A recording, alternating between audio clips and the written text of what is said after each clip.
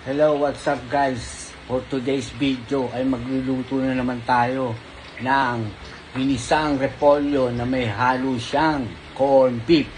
Tara na, samahan nyo ako ngayon at para sa inyo to. So ayan na guys, ginisan natin siya. Simpleng ulam lang to guys, kasi sibuyas, bawang, yun lang igigisa natin.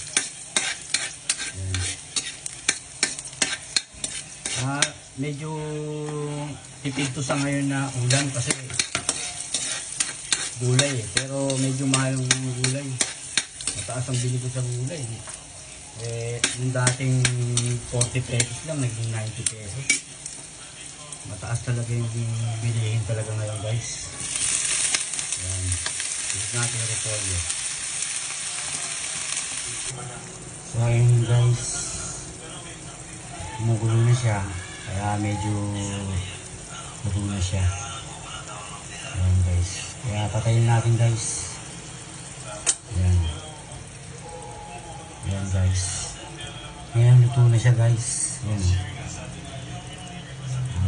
Simpleng ulam lang pero masarap at masustansya. Kaya salamat po sa inyo guys. Thanks for watching for my video. Bye.